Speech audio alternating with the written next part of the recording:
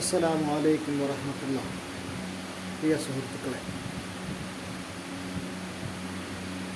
മുൻപ് ചെയ്ത ഒരു വീഡിയോയുടെ താഴെ വന്ന ഒരു കമൻറ്റ്, മുൻപ് അതന്നെ ചെയ്തത്, മുൻപ് രണ്ടാമത്തെ ചെയ്ത പോസ്റ്റിൻ്റെ താഴെ വന്ന കമൻറ്റ് ഹൃദ്യമായി തോന്നി. അതുകൊണ്ട് സുഹൃത്തുക്കളോട് അതിനെക്കുറിച്ച് ഒന്ന് പറയണമെന്ന് തോന്നി.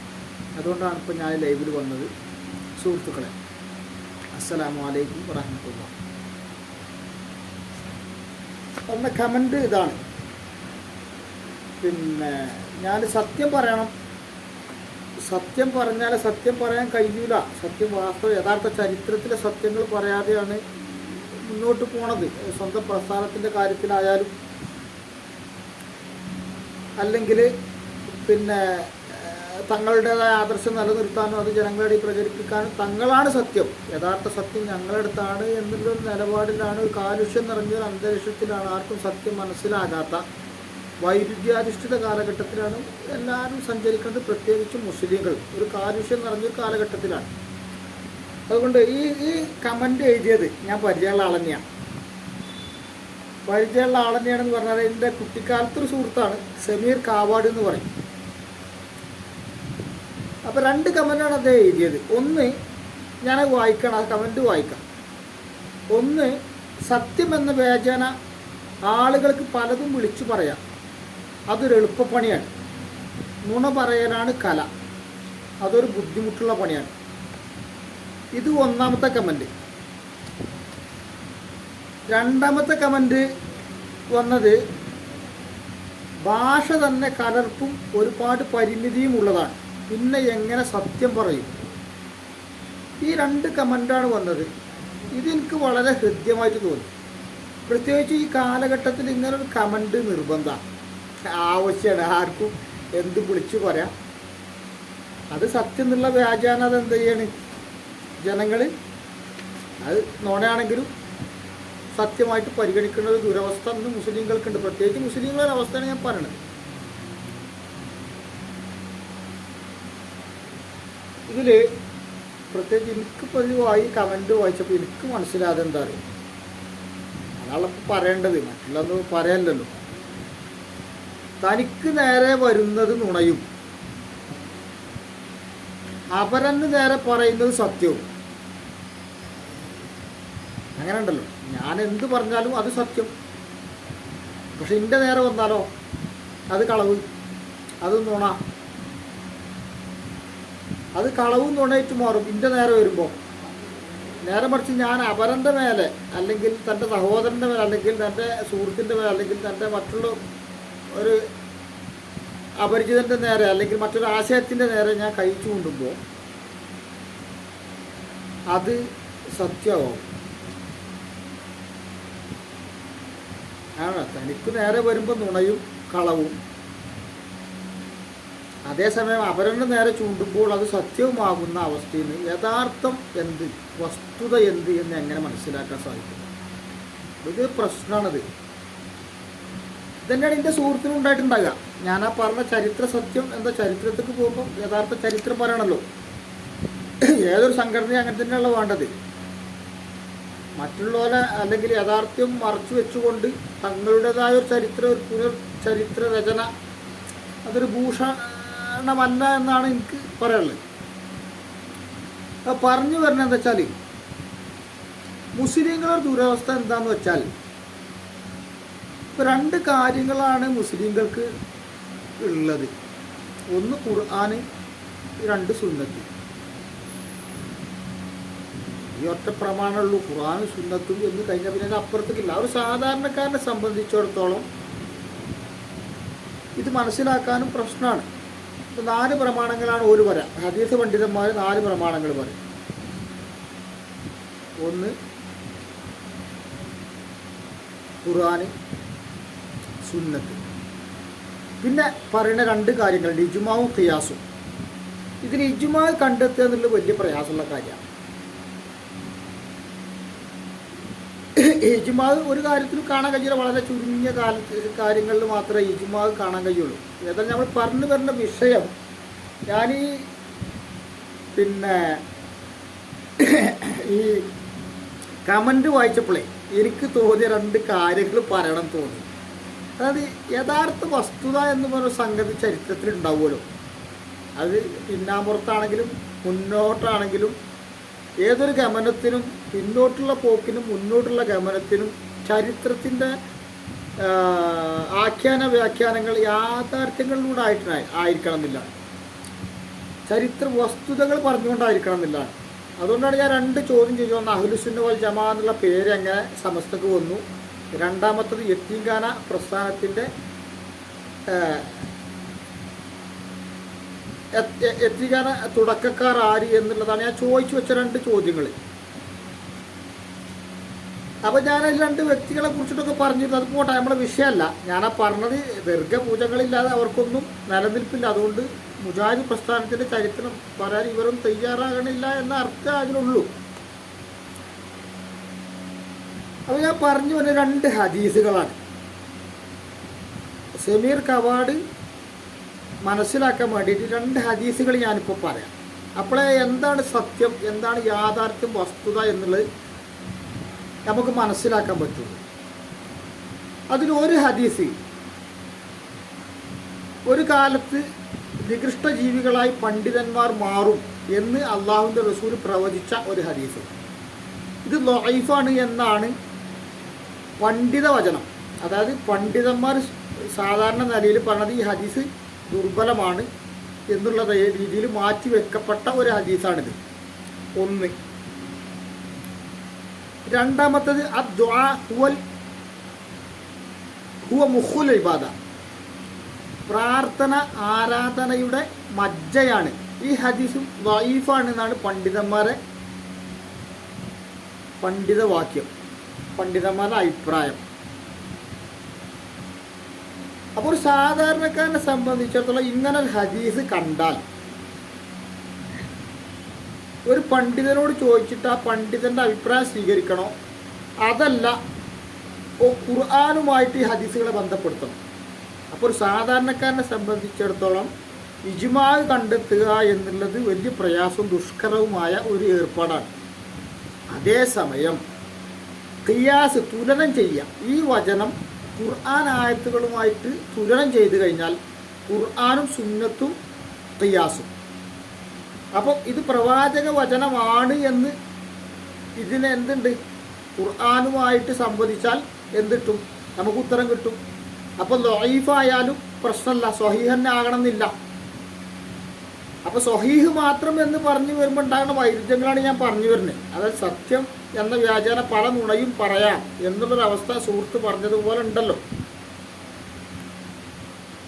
അത് വളരെ ശ്രദ്ധിക്കേണ്ട ഒരു കാര്യമാണ്. സത്യമെന്ന വ്യാജേന ആളുകൾക്ക് പലതും വിളിച്ചു പറയാം. അതൊരു എളുപ്പപ്പണിയാണ്. നുണ പറയലാണ് കല, അതൊരു ബുദ്ധിമുട്ടുള്ള പണിയാണ് എന്നാണ് പറഞ്ഞത്.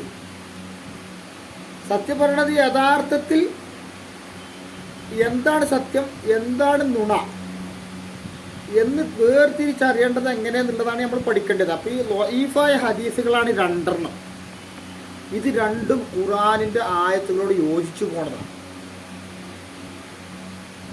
അപ്പോൾ ഈ വചനങ്ങൾ പണ്ഡിതന്മാർ ലഈഫാക്കിയിട്ടുണ്ടെങ്കിലും ഖുർആനുമായി യോജിച്ചു പോകുന്ന കാരണത്താൽ ഇത് വസ്തുതയാണ്, പ്രവാചക വചനമാണ്, സുന്നത്താണ് എന്ന് നമുക്ക് മനസ്സിലാക്കാൻ സാധിക്കും. ഇവിടെ വൈരുദ്ധ്യങ്ങൾ വരുന്നില്ല.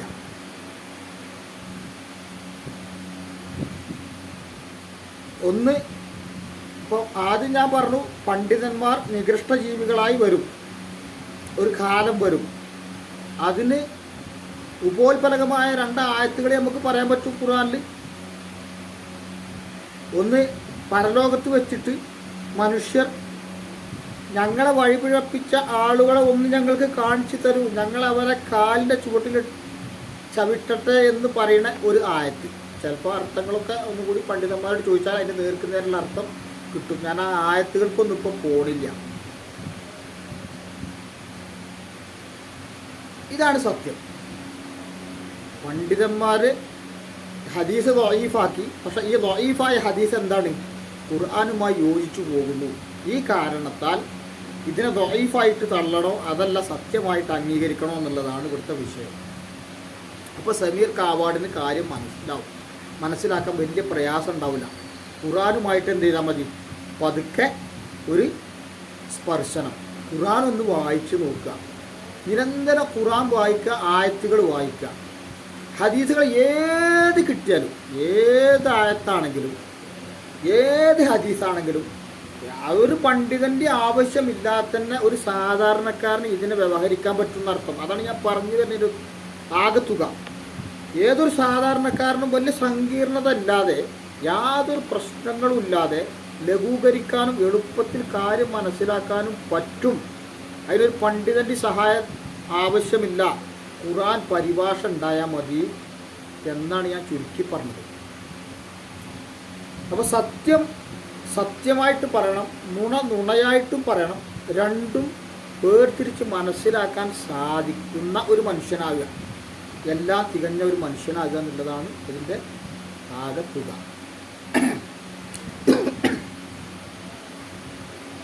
അപ്പോൾ സത്യം സത്യമായും നുണ നുണയായും വേർതിരിച്ച് മനസ്സിലാക്കണമെന്നുണ്ടെങ്കിൽ സാധാരണക്കാരനെ സംബന്ധിച്ചിടത്തോളം ഈ കാലുഷ്യമായ കാലഘട്ടത്തിൽ വളരെ സങ്കീർണമാണ്. ഈ സങ്കീർണത പരിഹരിക്കാൻ ഒറ്റ മാർഗമുള്ളൂ, ഖുർആനും ഖിയാസും.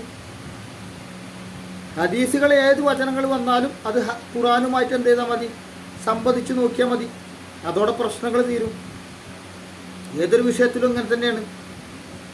ആ ചരിത്രമാണെങ്കിലും അങ്ങനെ ചരിത്രത്തിൻ്റെ യാഥാർത്ഥ്യങ്ങൾ നോക്കുമ്പോൾ നമുക്കൊരു ഇഖ്ലാസ് വേണം, ആത്മാർത്ഥത വേണം. ചരിത്രത്തിൻ്റെ വസ്തുതകൾ പറയണമെന്നുണ്ടെങ്കിലും നീതിബോധം വേണം, നൈതിക ബോധം വേണം, നന്മ വേണം മനസ്സിൻ്റെ ഉള്ളിൽ, കളങ്കമില്ലാതിരിക്കണം, നിഷ്കളങ്കമായിരിക്കണം ഹൃദയം. ചരിത്ര വ്യാഖ്യാനങ്ങളിൽ, ചരിത്ര വിശദീകരണങ്ങളിൽ ചരിത്രം പറയുമ്പോൾ അത് സ്വന്തം പ്രസ്ഥാനത്തിൻ്റെതായാലും മറ്റുള്ള പ്രസ്ഥാനത്തിൻ്റേതും ആയാലും. അപ്പോൾ തനിക്ക് നേരെ വരുന്നതെല്ലാം നുണയും അപരന് നേരെ ചൂണ്ടുന്നത് കളവും സത്യവുമാകുന്ന ആ ദുരവസ്ഥയിൽ നിന്ന് മനുഷ്യന് സത്യവും അസത്യവും വേർതിരിക്കാനുള്ള ഒരു വ്യവച്ഛേദന മാർഗം അള്ളാഹുവിൻ്റെ റസൂൽ ഇവിടെ പറഞ്ഞു പോയിട്ടുണ്ട്. രണ്ട് കാര്യങ്ങൾ ഞാൻ നിങ്ങളെ വിട്ടേച്ച് പോകുന്നു. ഒന്ന് ഖുർആനും സുന്നത്തും. ഖുർആനും സുന്നത്തും വേർതിരിച്ചറിയാനും ഒരു മുസ്ലിമിനെ സംബന്ധിച്ചിടത്തോളം എന്തുണ്ട്, എളുപ്പമുണ്ട്. ഇന്നത്തെ കാലഘട്ടത്തിൽ ഈ 21-ാം നൂറ്റാണ്ടിൽ തുടക്കത്തിൽ ഇത് തുടങ്ങിയിട്ടുള്ളൂ. ഒരു ഒറ്റ മൊബൈലിൽ തന്നെ ഒരുപാട് അനേകായിരം പരിഭാഷകൾ കിട്ടും. ഒരാൾക്ക് ഒരായത്തിൻ്റെ അർത്ഥം ഇന്നാളെ ഇതെങ്ങനെ ഡൗൺലോഡ് ചെയ്താൽ കിട്ടും. ഇപ്പം എൻ്റെ മൊബൈലിൽ തന്നെ 2 പരിഭാഷകളുണ്ട്, മലയാളത്തിലുള്ളത്, ഒന്ന് ഇംഗ്ലീഷിലുള്ളത്, ഒന്ന് അറബിയിലുള്ളത്, നമുക്ക് കിട്ടും. എൻ്റെ മൊബൈലിൽ ഇതൊന്നുമില്ല കേട്ടോ, എൻ്റെ മൊബൈലിൽ 2 മലയാളത്തിലുള്ളത് മാത്രമേ ഉള്ളൂ. അപ്പോൾ എത്ര പരിഭാഷകളും ഏതൊക്കെ പരിഭാഷകളും നമുക്ക് എന്തുണ്ട്, കിട്ടാൻ എളുപ്പമുണ്ട്, നമുക്ക് വായിക്കാൻ എളുപ്പമുണ്ട്. നമ്മൾ ടെക്നോളജി ഉപയോഗിച്ചാൽ മതി എന്ന് മാത്രം. വളരെ ചുരുങ്ങിയ സമയം കൊണ്ട് ഒരു സങ്കീർണതയില്ലാതെ എളുപ്പത്തിൽ കിട്ടും. 10 മിനിറ്റിനുള്ളിൽ ഖുർആൻ പരിഭാഷ കംപ്ലീറ്റ് ആയിട്ട് നമ്മളെ മൊബൈലിൽ വന്ന് എത്ര എണ്ണമാണെങ്കിലും അത്ര വരും. ആരൊക്കെ എവിടെയൊക്കെ എന്തൊക്കെ വൈരുദ്ധ്യങ്ങൾ പറഞ്ഞിട്ടുണ്ടെങ്കിൽ അതിന് നോക്കിയാൽ കിട്ടും. കാരണം ഖുർആനും ഒന്നും ചെയ്യാൻ ആർക്കും കഴിയൂല. ഇത്രയുള്ള സമീറ ഞാൻ പറഞ്ഞത്. ഇതാണ് ദഈഫായ 2 ഹദീസുകൾ വ്യവഹരിച്ചപ്പോൾ ഖുർആനുമായി താരതമ്യം ചെയ്തപ്പോൾ എന്തായി, അത് സ്വഹീഹായി വന്നു. ഈ സ്വഹീഹാകുന്ന അവസ്ഥ ഇതാണ് നമ്മൾ പഠിക്കേണ്ടത്. ഖുർആനുമായിട്ട് ടച്ച് ചെയ്ത് നോക്കിയാൽ മതി, ഒന്ന് തൊട്ട് നോക്കുക ഖുർആനുമായിട്ട്. എന്താണ് ഈ ഖുർആൻ പറഞ്ഞത്, അള്ളാഹുവിൻ്റെ വചനം എന്താണ്, അള്ളാഹ് പറഞ്ഞത് എന്താണ്, അള്ളാഹു പറഞ്ഞത് എന്താണ്, ഈ ഹദീസിൽ കാണുന്നത് എന്താണ്. അള്ളാഹുവിൻ്റെ റസൂലിൻ്റെ സ്വഭാവം ഖുർആനായിരുന്നു എന്നാണ് ആയിഷ റളിയല്ലാഹു അൻഹയിൽ നിന്നുള്ളൊരു നിവേദനമുള്ളത്. ആയിഷ റളിയല്ലാഹു അൻഹു പറഞ്ഞതാണ്, സ്വന്തം സഹചാരി. അത്രേ ഉള്ളൂ. ഈ ചെറിയ കാര്യം, വളരെ നിസ്സാരമായ ഒരു കാര്യം. അതിനാണ് ഞാൻ 2 ഹദീസ് ഞാൻ സമീർ കാവാടിന് പറഞ്ഞു തന്നത്. പണ്ഡിതന്മാർ നികൃഷ്ട ജീവികളാണ് എന്നുള്ളതും, പിന്നെ അദ്ദുആ ഹുവ മുഖുൽ ഇബാദ, പ്രാർത്ഥന ആരാധനയുടെ മജ്ജയാണ് എന്നുള്ള ഒരു ഹദീസും. ഇത് രണ്ടും ദഈഫിൻ്റെ ഗണത്തിലാണ് പെട്ടതെങ്കിലും ഖുർആനുമായി യോജിച്ചു പോകുന്നതിനാൽ ഹദീസ് സ്വഹീഹാണ്. അപ്പോൾ ദഈഫായത് സ്വഹീഹാവുന്നൊരവസ്ഥ അവിടെ ഉണ്ട്. അപ്പോൾ അതേസമയം സ്വഹീഹായൊരു ഹദീസ് ദഈഫാകുന്ന, ദുർബലമാകുന്നൊരവസ്ഥയും സംജാതമാകും എന്നുള്ളത് ഒരു ഉറപ്പാണ്, ഉറച്ച സത്യമാണ്, ഉറപ്പുള്ള യാഥാർത്ഥ്യമാണ്. അപ്പോൾ ഈ പറഞ്ഞ കമൻറ്റും ഇതൊക്കെ നമുക്ക് മാറ്റിവെക്കാൻ, വളരെ മാറ്റിവെക്കാൻ കഴിയും. അപ്പോൾ ഫിലോസഫിക്കലായിട്ടുള്ള ഒരു കമൻ്റല്ല മനുഷ്യന് ആവശ്യം. ഇത്തരം കമൻറ്റുകളുടെ മനുഷ്യനെ പ്രചോദിപ്പിക്കുന്നത് സത്യത്തിലേക്ക് എത്താനുള്ള, എത്താനുള്ള, മനസ്സിലാക്കാനുള്ള, സത്യം മനസ്സിലാക്കാനുള്ള ഒരു ത്വര, ഈ ത്വര ഉണ്ടാക്കിയെടുക്കലാണ്. ഈ കമൻറ്റിനെ പ്രേരിപ്പിച്ചു. വളരെ സത്യം സെമീർ, അഭിനന്ദനങ്ങൾ. നല്ല കമൻ്റായിരുന്നു. അൽഹംദുലില്ലാ. എല്ലാ രീതിയിലും എല്ലാവർക്കും ഖൈറുണ്ടാവട്ടെ. ഞാനിവിടെ വൈൻഡപ്പ് ചെയ്യാണ്.